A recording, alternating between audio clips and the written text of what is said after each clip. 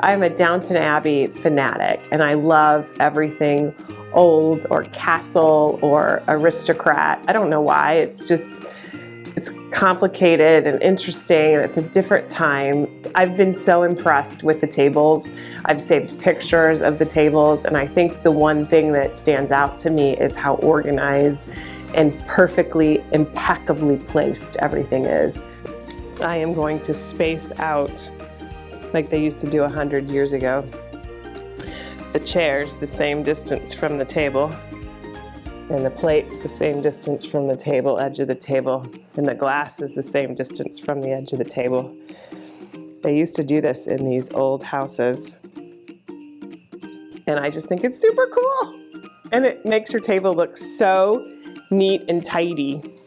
I think any table that you set, if you're setting it for a crowd and you want them to sit, you have to have something interesting, you know, whether it's, you can buy those poppers and place them on every table, or I tend to get antique things.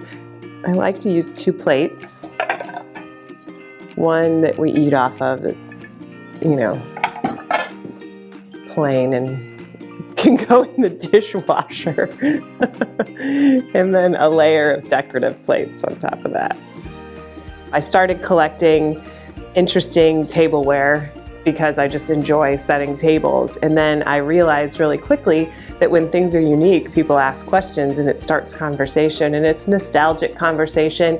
And those are very safe conversations to have around a table with friends or family.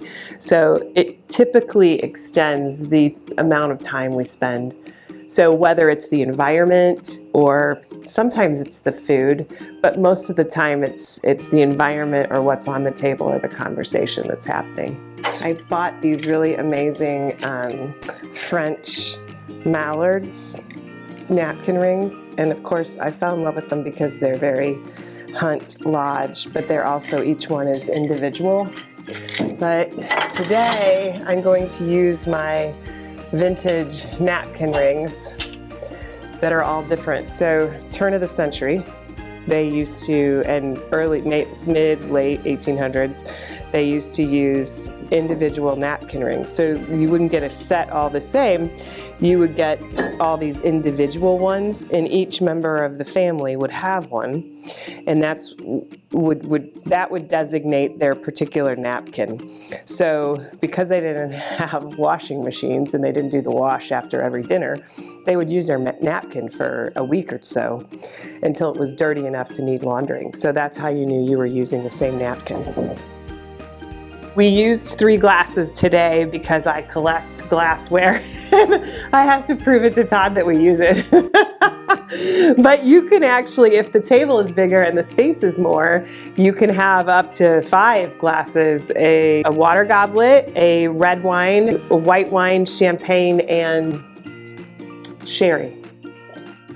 When you buy a vintage glass, especially a champagne coupe, I think it's important to hold it like you're going to drink out of it, because they all feel a little bit different.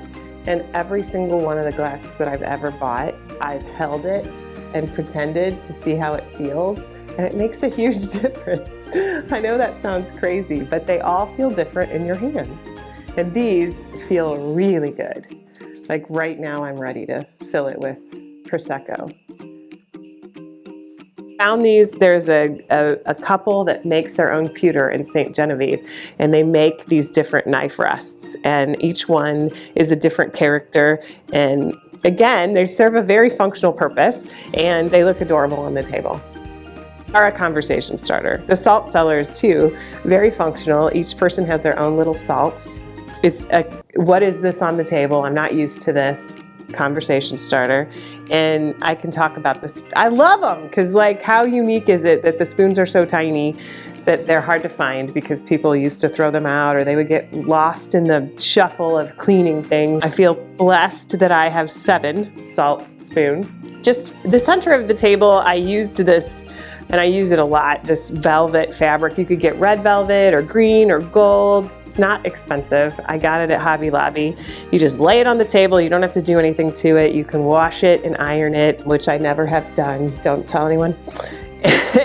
And if you keep the table low, everything low in the center, people are not having to look around it or feeling you don't want a visual block to any person at the table so that the conversation flows easily.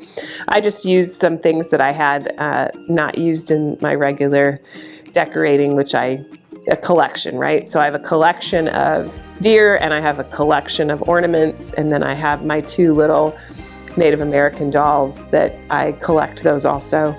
I have a few upstairs. I have some Eskimo indigenous and then the Native American indigenous dolls, and they're just so cute, and so people ask about them. And we have a chat about my obsession with old things. But each time it's a journey. I've said this before in other videos. You're just kind of creating a story. What is my story? When I got to the center of the table, I put the deers on. So then I'm in the forest. I found a couple bottle bush trees. And then I just imagined my little girls running around the forest having a good time. So that's where that one came from. I can tell a difference. This is the first time I've used the tape measure, and I absolutely can tell a difference. Because there's a lot on the table, there's a lot. There's 5 pieces of silverware, 3 glasses, 2 plates, and then the salt cellars. It can get chaotic, and it brings order to all of the parts and pieces.